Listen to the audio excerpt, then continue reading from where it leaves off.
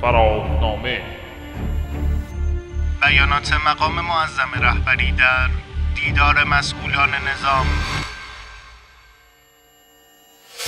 اگر می‌خواهیم در مقابل تیرهای زهراگین سیاست‌های معارض جهانی آسیب نبینیم، در مورد اقتصاد ناچاریم به اقتصاد مقاومتی رو کنیم.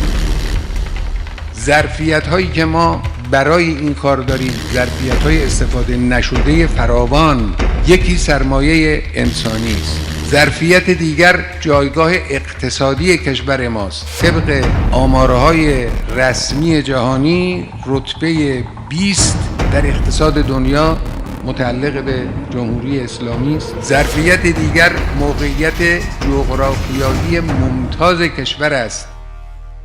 در مسئله هسته‌ای هر کی نگاه کنه از کیفیت حرفای اینا، هدف اینها ریشه‌کن کردن و از بین بردن صنعت هسته‌ای است در کشور. هدف اینه.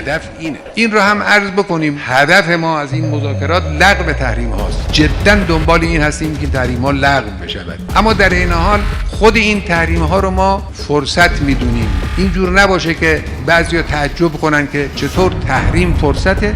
این تحریم موجب شد ما به نیروی داخلی خودمون بیاندیشیم، دنبال ظرفیت‌های داخلی باشیم. ما در علم، در فناوری، در کارهای گوناگون دنبال ظرفیت‌های داخلی آمدیم. انشالله در مورد اقتصاد هم همینجور.